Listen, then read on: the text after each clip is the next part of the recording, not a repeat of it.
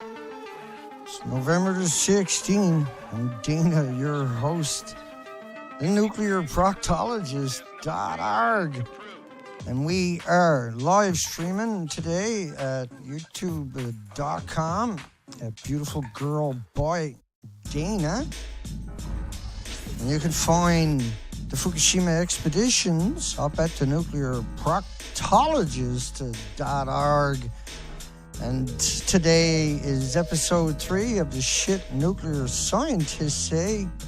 We are joined by Little D. What's up? What's up?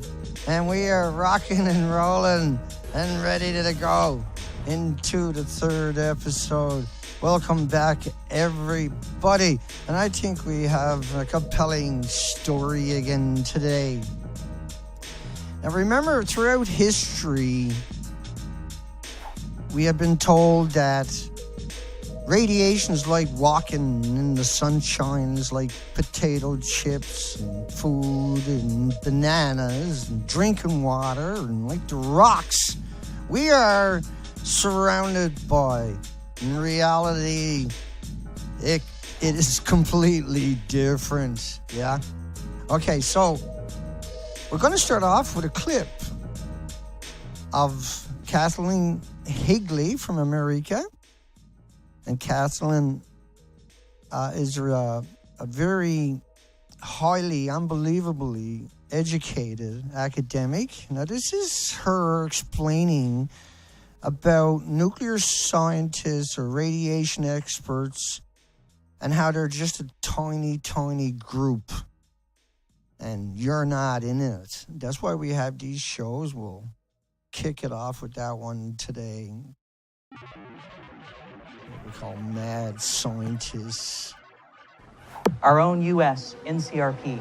And then there are a number of other organizations. So there's PAHO, there's the Health Physics Society, there's World Health Organization. All of these will bring in, as necessary, experts to speak to you on issues related to radiation protection, radiation safety, and impacts. But if you go a little deeper and you start looking at these organizations, the ICRP, for example, very well known. It's been operating nearly 100 years, not quite. Main commission, 10 people. It's got 5 standing committees. So it's 100-ish folks. I lead one of the 5 committees. If you look at the United Nations Scientific Committee on the Effects of Atomic Radiation that looked at the effects from Chernobyl, from Fukushima, from other areas, and that has about 30, roughly, countries that are represented in that group. If you start teasing through these pictures, you're going to see the same people on every one of those organizations. So the same people from ICRP are on UNSCEAR, they're in IRPA. If you look at the NCRP, again, the U.S. organization that advises the country on radiation protection issues, it's 100 people, a lot of gray-haired 100 people. And most of them are part of UNSCEAR, are part of IRPA, are part of ICRP, participate in IAEA. So the result, or the real world, is that there's not that many folks that really do radiation safety, radionuclide transport, dose calculations, all of this in the world. It's a pretty small club. And we wear 20 hats. Today I put on 3 pins, and I could put on a whole bunch more, but Health Physics Society, ICRP, Certified Health Physicist, I've got NCRP on there, I've done IAEA, and so the point is, we're a small group, you should cherish us. Wow, so you're a small group, and you should suck our toenails. Okay, they didn't say that. Well, there's more of that coming at us. This is a little clip, little D, put together for everybody. There's 2 clips, 2 parts. This is a dirty bomb. This A-10 Warthog shoots 30 of these a second. This bad boy can shoot 1.5 tons of dirty bombs a minute. And it does. Wow. Think about that, 1.5 tons of dirty bombs a minute.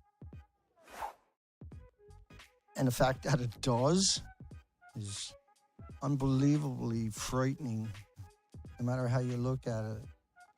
1.5 tons is nothing compared to what these guys, they don't just go out and shoot for a minute. They're back and forth, load and go all day long, yeah? Okay, on to the next part of this story today is we got to cover a break-in story that just showed up. It's from nature.com. It's a peer-reviewed study. Long-distance transport of radioactive plume by local winds. And I know Dana got pretty upset when they done this. Radioactive plumes can spread far and wide. Look at the date on the bottom right-hand corner. Submitted the 20th of June. So Tokyo is what they're saying, and made it all the way to Tokyo, and this is the case they built for it. But there's some really interesting, I'm just going to switch gears, facets about this that they didn't. For some reason, they don't refer to all the other models that are already made of the dispersals right across the Pacific Ocean. Yeah. For some reason, they didn't even bother trying, yeah? And now, when you look at, there's models, real models. Bump that down a little tiny bit, my apologies. There's real models. And let's play one of them. Computer simulation shows how radioactivity is spread around the world from the disabled Fukushima Daiichi plant. The simulation was created by a group of researchers at the University of Tokyo and Kyushu University and released on Wednesday. The simulation is based on the scenario in which contaminated air was vented from the disabled number 2 reactor building on March 14th, 3 days after the massive earthquake and tsunami. Computer images showed the radioactive material was lifted 5,000 meters into the air. It was then carried by westerly winds and spread over the Pacific Ocean. The images indicate that on the 4th day after being vented, the substances reached the west coast of the United States, and on the 7th day, they approached Iceland after crossing the Atlantic. So cross the Atlantic. What? Across the friggin' Atlantic? Dana. Really? Dana thinks the jet streams are real. Try that one Dana more time. thinks the jet streams are real.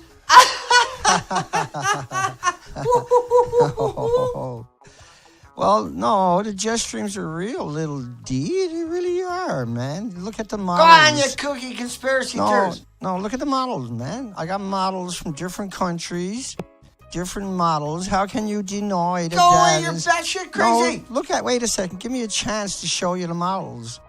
Look at this model here for North America. This is by There's NOAA. no such thing as jet streams, Dana. No, it's Dana, good. jet streams are not real, man. Yeah, no, just give me a second. I got all these models I'm trying to show you, for goodness sakes. Come on, Dana. You don't believe the jet streams are real, do you? No, just give me a second.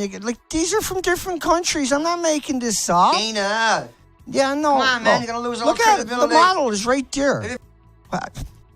Everybody's going to unsubscribe from you, Dana, saying the jet stream But I is got real. models. What are you talking about? We got all kinds of models, for goodness sakes. Look, if you look at any of these models, for goodness sakes, is the right word. Give me a second. This is all I'm asking, just for 1 second. And the model is based upon XE, for instance. Think about XE. Does XE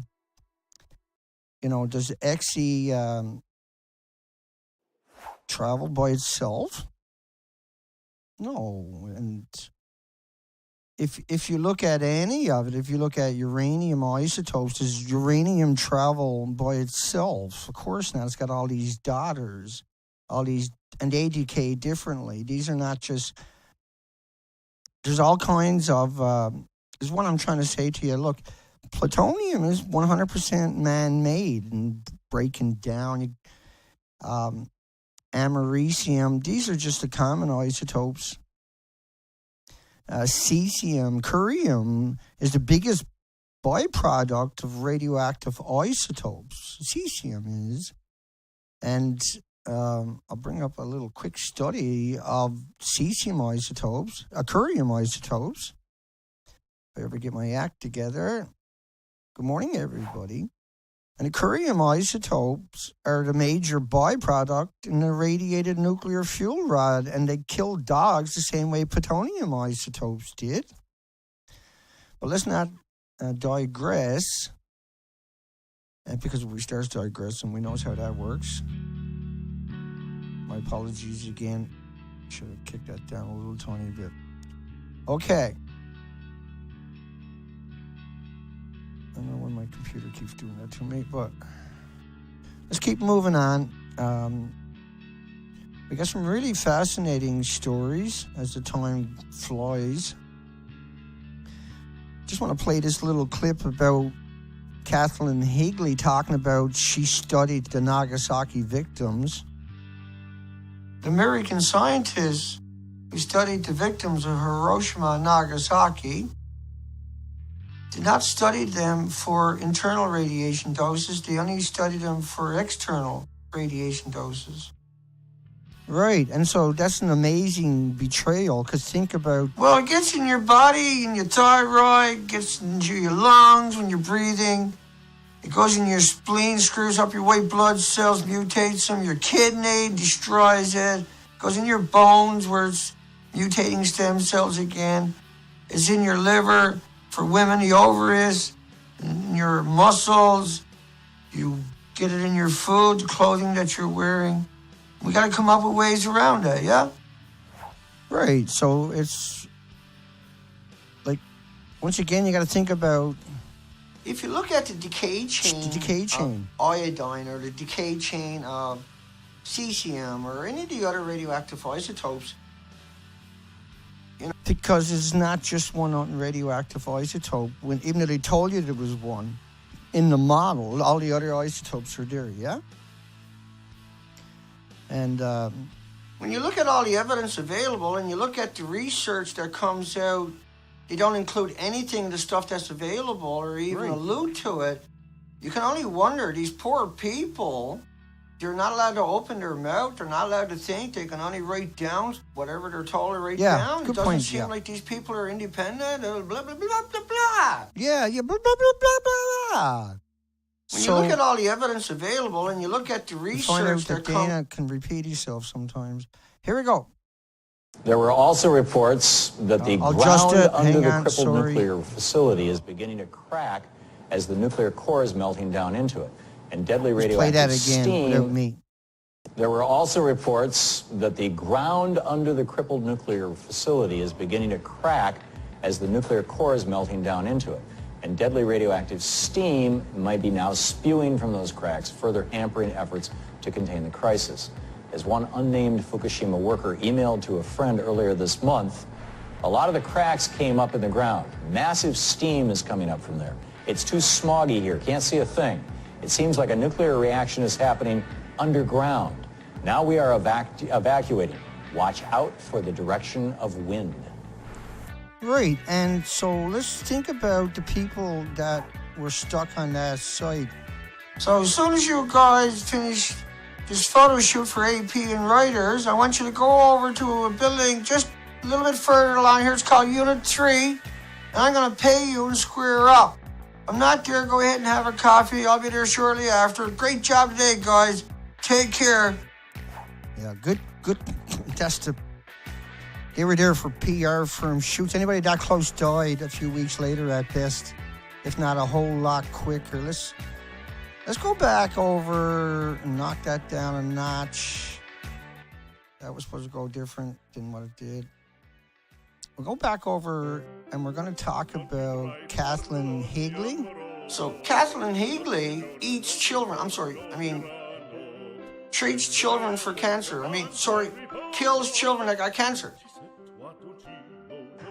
I know colleagues Kathleen that would get up and say, Higley well, eats you can children. equate one day in Fukushima to eating 10,000 pounds of bananas.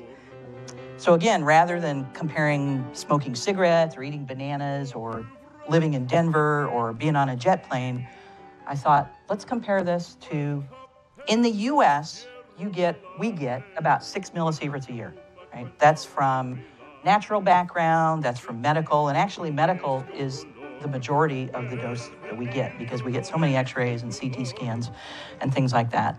The target dose for going back into areas in Japan is about 1 millisievert. That's a goal, okay? If you look at the highest dose that evacuees got, that was about 50 millisieverts. So how do we put this in perspective? Well, there are places around the globe, Ramsar, Iran, for example, where just because of the natural radiation environment, people will get about 100 millisieverts a year. Now that's kind of on the high end. There may be some others that we haven't found yet. There is Kerala, India. People get about 35 millisieverts a year. Again, it's because of uranium and thorium and all those products in the soils, in the water, in the air that they are exposed to. And so just, as I said, to kind of put this in perspective, the people that were evacuated and over about that 18-month time period, that was the highest dose. And most received much, much under that, down below what we routinely get in the U.S. Well, you're actually listening to somebody who's insane.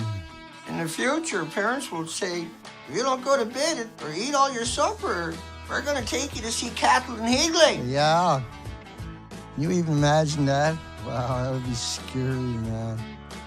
You'd probably get arrested for child abuse just saying it to a kid in the near future. When you look at all the evidence available and you look at the research... Yeah, it's hard to imagine that these people are not missing a whole bunch of chromosomes. Okay, let's keep rolling. You think about Unit 3 and people screwed coming up from the ground. Anywhere on that site, that's why Harvard, Kathleen Higley is not going to be there getting her picture by Unit 3, okay? But let's finish up on That's clearly a concern that we've had all along, that we know now that there have been 3 meltdowns at the reactors at this 6-unit site, and that the vessel has failed. Now what seems to be the situation is that this corium, this melted reactor core, has burned through the concrete floor of the reactor building or buildings and has now burned into the earth, and reaching groundwater is creating steam. And what the readings we're seeing now suggest that it's off scale for the instrumentation that's being used by workers, which is 10 sieverts per hour. So right now it looks like Just 10,000 millisieverts. It's 1 million millirem. It's 500. So 500 rem is a lethal dose. This is 1,000 rem coming out of these cracks. So we're seeing, doses that could cause fatalities within days. Oh, yeah, baby. Actually, it'll kill you really fast. But if you walk past it, you'll die a few days later. But now, at the same time, it's releasing these particles. We got a little D shot, a little video. Play that. Uranol peroxide hydrogen buckyballs from spraying the salt water on the reactor. That urethol peroxide hydrogen has created this phenomenon, these little super engines. They ingest the isotope or the atom or the particles into the buckyballs and become highly transportable and are not solutable. Right, and so another way to look at this is as they're spraying it on, they're creating the effects like an atomic detonation where it radiates material and atomizes and aerosols it and releases it into the environment.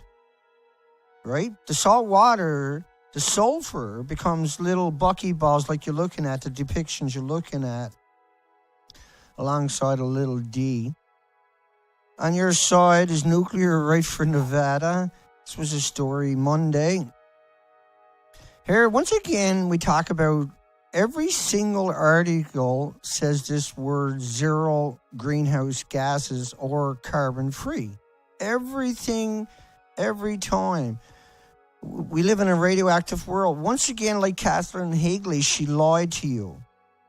Right? So anybody who comes out and talks about walking in sunshine, more radiation, eating bananas, sleeping next to someone, more radiation, eating potato chips, climbing a mountain, flying a plane, or radiation is everywhere, or radiation is good for you, any variations of that are manipulating you, are attempting to deceive you. This is the same narrative for 70 years and only narrative for 70 years. Here, nuclear energy is the only energy plant that produces radiation. Isn't. The stuff that comes out by coal or oil or natural gas or nuclear or natural gas are harmless. These are not chain reaction isotopes. This is not stuff you can make a dirty bomb with. This is not something that will cause any medical consequences, and they know it. But that's the deception, like the tables I showed you. People should not even consider that a nuclear power plant may have a nuclear explosion. No, the probability is zero. What? 3 Mile Island, Chernobyl, Fukushima, SL1, many that you hid away. Oh yeah, no, Dana, they never happened. Millions saw it in radioactive dumping. This is how crazy. Remember, they went in the Rocky Flats with the SWAT team to close it down. They wouldn't give it up. They're just giving them multi-million-dollar fines, yeah? 8.5 million in fines. And the citizens were upset. Well, notice the picture they took where there's no one to the left. Everybody was sitting in the center row.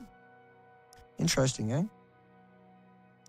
Trump administration may be a nightmare. See, but all the stories besides this one yesterday was Trump is pro-nuke.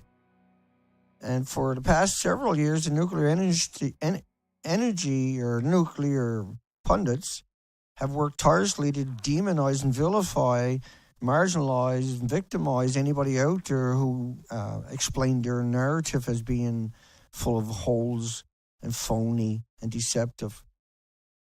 The industry has a valid point. Blah, blah, blah, blah, blah.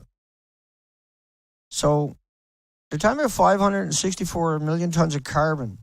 But in order to build a nuclear power plant, you're talking about an unbelievable amount of resources, $600 million just to survey the site.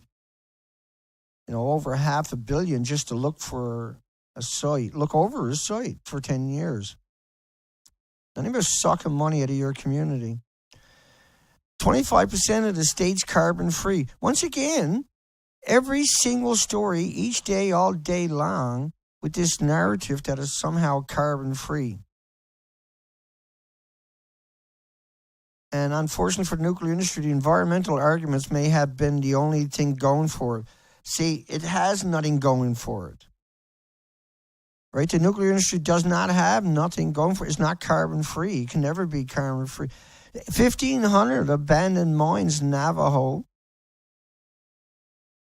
Media not welcomed at the energy, where there's big controversy right now. Regulators had shut down 20, not 19 like I was reporting, and there's 12 more on the chopping block because of flaws and defaults from Japanese companies. That's why Japan should never be allowed to restart any of their reactors. They've done it to other countries too. And over 70% protest, that's in Taipan, where they're starting to bring in food. Oh, but not for the kids, you know, Dana. Under 18, Dana, we're going to be careful. Shut your friggin' pie holes. You think that's not going to get the adults and everybody else down the road? You think the kids are not eating the same food? You think the parents are paying attention that much? They wouldn't buy it if they were. 10,000 separate sites, 30 million one-ton bags. 30 million. 30 million one-ton bags. And they're going to put it all in a 16 square kilometer. They've been doing everything but. They want to put it out under the ocean. They want to put it on another tunnel over towards their islands in the north end. They want to dump it. They've been burning it in the incinerators for 6 years. They probably got none left. Mushrooms. This is hilarious. France just closed 20, another 12 on the chopping block, and they come out and say the mushrooms are contaminated from Chernobyl. Did you see the models I showed everybody earlier? It's like, no, like there's more radiation. They're blaming it on Chernobyl. 36 on the bottom out of 38 samples. Mushrooms really aggregated heavily, right? Like, these are hard cases. These are disgusting. This is the shit the nuclear industry say. Signature campaign in India, where they're encouraging youngsters to speak up against nuclear power. That's cool, man. That's good stuff. We need more of that. Get them educated as quick as we can. The Nipperhead Times, no offense to the Nipperheads, it only applies to the Times. They give everybody in Japan a bad name. But anyway, they got that out there like, oh, yeah, this is a good idea. Just trying to repopulate it, see? Okay, that's it. That's all of it. Made it. Wow, Dean, I made it. Finally, through all of it. Every bit of it. Okay, maybe not all of it. Who knows what I missed? Record time. Got a 20-minute show today instead of a 30-minute show. So I ran through it, afraid I wasn't going to get through it all like a schmuck. Now, if anybody thinks for a second I can't go for another hour, they've never been here before. Oh, that's why we couldn't see it, because I was zoomed in. Oops. Well, once again, nobody knows, because the last whale on the planet is out there swimming around right now. The last fish on the planet are out there swimming around in the Pacific that we know about. That's why all the whales are starving to death now, and all the killer whales are emaciated, because killer whales are not like big bears that hibernate in the winter, yeah? And so there's no spring for the whales per se, where they fatten up at the end of each winter like a beer. The whales are just swimming all day, burning energy. They can eat everything, halibut and octopus and all the rockfish. There's nothing they won't eat out. There's sharks and seals and sea lions. There's only one reason that 80 killer whales that are left in Puget Sound, the others starved to death, by the way.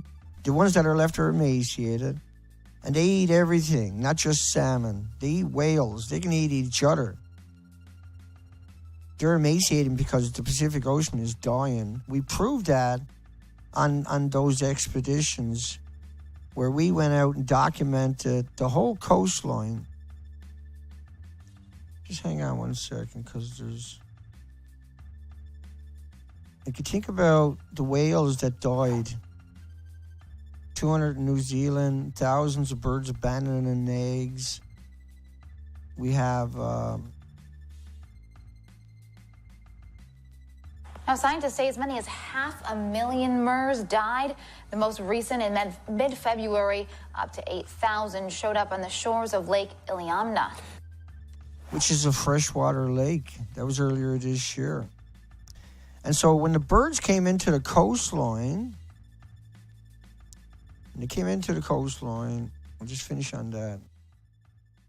When they come into that coastline of Canada, for instance, or Alaska, oh, my computer's slow. There it is. When it comes into the coastline, we went out and done the whole coastline, 260 days total over a 2-year period. We went up and up personal, got on the beaches, yeah? And what we found was, instead of animals on the left, the 5,600 highly visible species, throughout the whole coastline of Canada, you would find the same species. But this spot is Louise Narrows, the very isolated spot in Canada, a very coveted spot, and it was naked like everywhere else. Everywhere else that I went. So when the birds came ashore, instead of having that diversity to your left, they had the right. And so they couldn't come ashore. And the same thing with the seals and the sea lions. And that's why the whales are starving, because all of the other animals dependent upon those zones are already gone, or they're dwindled to such numbers is not enough to sustain the bigger mammals, just because we're 6 years later. 6 years is a long time. People forget in 6 years what the coastline looked like. They took it for granted. They don't conceive that someone like me could actually exist. If somebody went out there and done the whole coastline, they can't conceive what that entails, what it actually means. They can't wrap their mind around it, even looking at that. Up to 5 months without coming home by myself was hellish. Beyond hellish.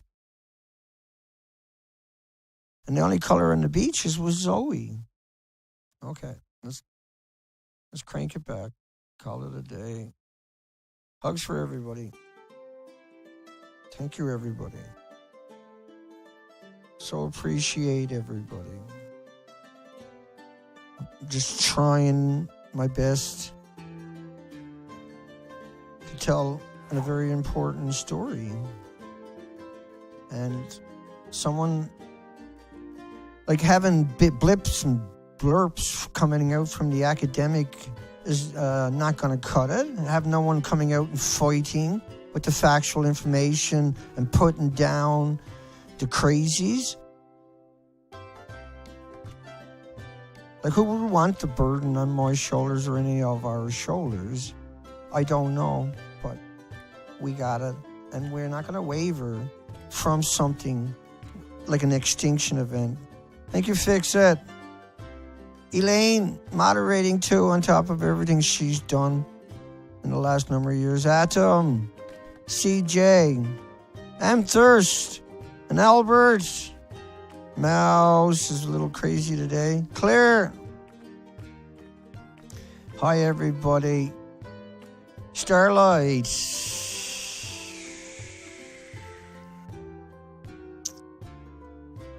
Sean look-alike. Should wear my glasses, I suppose. Hugs for everybody. The battle is far from over.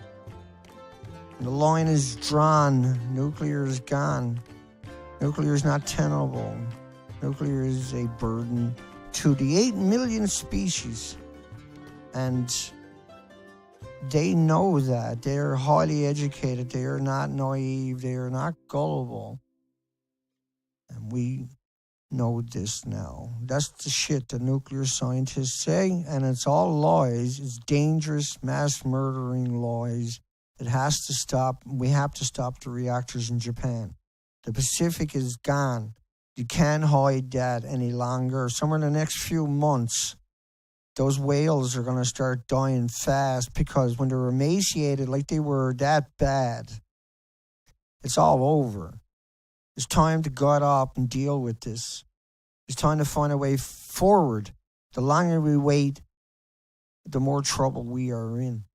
Hugs for everybody. We'll see everybody tomorrow, 10:30 a.m. Pacific Standard Time at Beautiful Girl by Dana on YouTube.